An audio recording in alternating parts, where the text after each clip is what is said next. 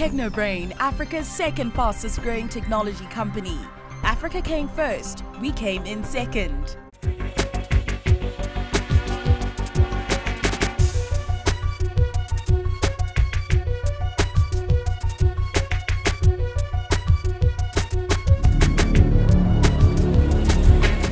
Hello everyone and welcome to Unstoppable. My name is Pete Ondeng, but you can just call me Coach. This week, like every week, I'm going to be having a conversation with an amazing personality with an amazing story. A person with true grit, that determination, and an unstoppable spirit.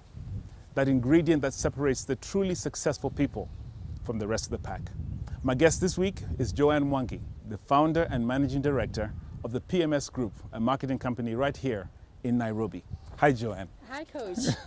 Nice to meet you. Thank you. Can we go in? Sure, definitely.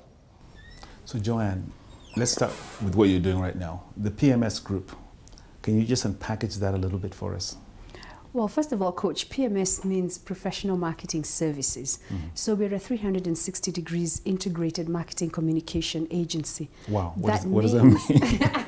Okay. That means that we do everything from the strategy development to the implementation, be it below the line. That means the experiential marketing, the face-to-face interaction with customers, and also above the line, such as advertising on the mainstream media, and also in non-conventional media, such as social media. Okay. So we basically, when a client walks in, we take care of all their marketing needs. Here at headquarters, we have about, I think, 52 people. In total, we have a staff of like 450 people who are doing the merchandising bits.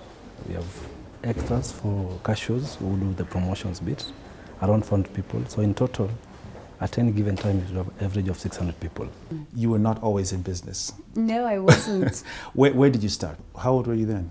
You must have been pretty young. Oh, I was about 26 years old when I started PMS. 26? Yes.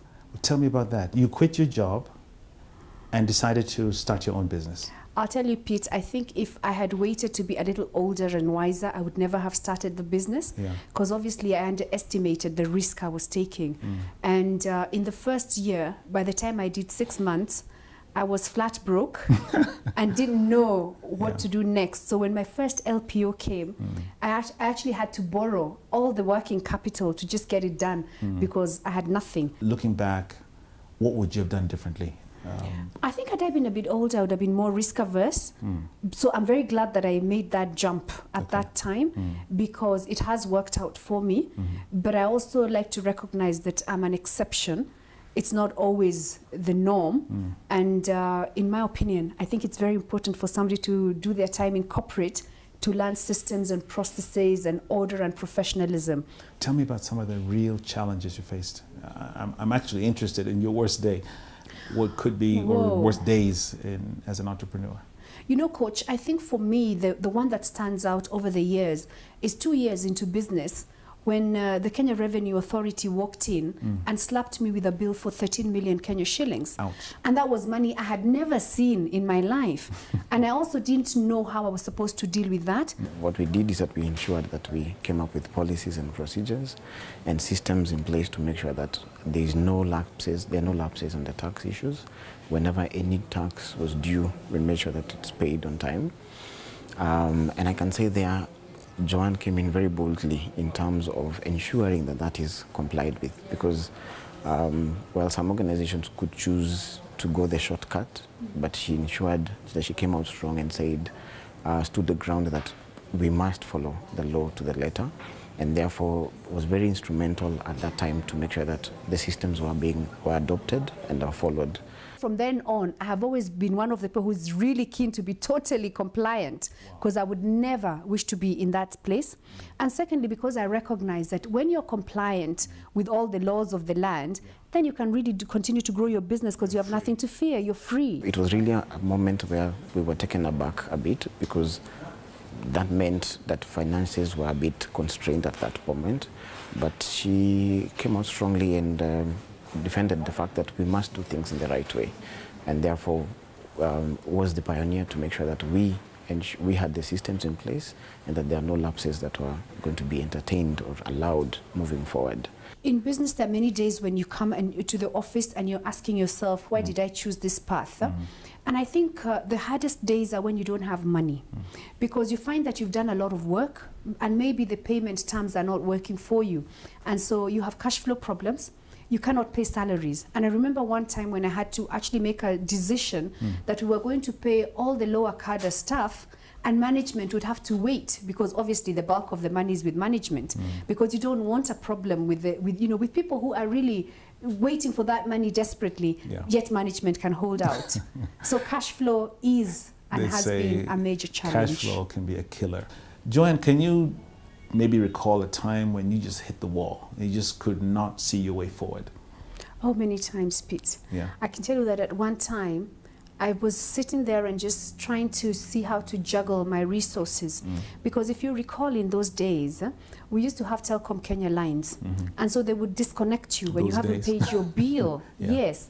And so I had to get to the point where I had to work smart. So that one line was only for receiving calls. So when my clients called, they wouldn't know that I couldn't call them because I didn't have any money to call them. So you do go through some really tough times. But I would say for me, at a personal level, what really hurt when it would be my son's birthday or my daughter's birthday, and I didn't have money to even buy a cake, you know? And I always wondered, maybe I should have stayed in corporate, because in corporate that wouldn't happen. You're assured of a monthly salary. Exactly. One day, I think it was the 24th of December, and we got a call at 6 a.m. in the morning, and our offices had been robbed. Oh my. They took every electronic device there was in that office. And you can imagine now, it meant that coming back in January, you're looking to buy new computers, new telephones, everything, setting up a whole office afresh. It was a major setback. Like 50% of the team had no backup. We had no machines to use that time. So it's a cost to the company as well, and a setback to the team, because now you have to do filing again, and to the client you have to explain the previous reports of the previous years, where they have been, and you're not able to track them. So you end up now doing raw data and filing and everything. It will take like 2 months before you settle. It was quite a hit back at first, because when you come and you find an empty office, definitely you feel it's a challenge. And of course the business was affected for quite some period, but she took it very strongly. And you know, the days you should come to the office and you think, now what's the next step? But she was very bold enough to come and say, hey guys, we have to keep on, we have to move on. And slowly by slowly we started rebuilding back those the lost property. We really tried to get other sources of income to make sure that we could supplement what we had, and also to assure the clients that we are still there, we are still afloat. In as much as that challenge has come, the assurance that she was there to give that to the clients, that we are still going to bounce back and we are going to be able to service you, was really quite impressive. Joanne, what inspired you? I'm inspired by alleviation of poverty. I really think that if I can do my bit to create more jobs, to also pass on the skills that I've acquired over time, to make sure that other young entrepreneurs can do better than I have done, and at least their businesses can survive, that really inspires me. And so I run mentorship programs. I work a lot with young people, male and female, who are starting their businesses, because I just feel, had I had somebody to hold my hand, my journey would have been a lot smoother. You didn't have a mentor yourself? By the time I acquired mentors, I had gone through, I think, some of the roughest patches, but my mentors have helped me to grow the business and have helped me to manage growth, because I think managing success is perhaps harder than managing failure. Yeah. Coming out of those rough patches, tell me about the success that has come over the last few years and where you are today. Well, Pete, I think the most notable success was when PMS Group was recognized as the top medium-sized company in Kenya in 2010. I was recognized as the top entrepreneur. Wow. And we were also recognized as the best company in Kenya in the service sector. And nobody has beat our record yet of winning a trio of awards in the top 100 medium-sized companies. That's amazing. Up to date. And so it's really inspiring to us to make sure that every time we are working towards a bigger goal than what we've already achieved. And I think my really fantastic team right now has set a new goal. Yeah, what's that? And we now want to get into Club 101, which is where you have a turnover of above $1 billion, which we think we will do this year. Wow. And we're looking forward to doing that. And you as a woman, is that been a challenge for you in this very male-dominated environment? Pete, let me tell you. Tell me. I see myself as a business leader first, who happens to be a woman. Being a woman has never been a disadvantage to me. I think it has been an advantage. And I find it one of the would I call it a misnomer, that people seem to imagine that being a woman would be a challenge. Your limitations are in your head. Yeah. I have never been limited by that. The gender thing is not a barrier for you. There is a gender barrier for some. It has never been there for me. And I attribute that to my schooling, where we were told that anything a man can do, a woman can do better. Wow. Yeah. Well, you know, Joanne, there are many people out there watching this show. They're wondering, should I jump in, should I not jump in?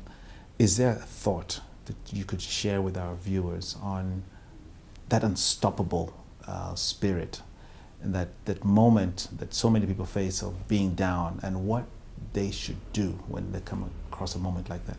Coach, that moment where somebody feels really down and like they want to give up happens to everyone. But I think the most important thing is to remember the sun will always shine, and to also recognize that there must be an end date, not to flog a dead horse. So I always advise everyone who talks to me about this to remember you must set both a time limit and also a cash limit. How much am I ready to give to this enterprise? Wow. How much time will I say, this is it, I've given it my all? How much money before you say, this is it, I'm not going to sell my house for this business? Because then that way, you have an objective way of measuring how far you are. Like Kenny Rogers says, know when to walk away. Know when to run. Know when to run. And have you ever considered quitting? Have you ever come close to quitting? Honestly, no. Never. I just think I have been so driven by the passion that I have for marketing, and also by the fact that I've been really good at what I do. I chose something that I'm really good at, so I enjoy it. And I just think that what I need is something to make me now stop, you know, because I do feel that it's time to pass the baton on. And yet I'm so driven. I'm still waking up at 6 a.m. and running, you know. I can't help it. Joanne, what an inspiring story. I'm so glad we had this chance to meet with you.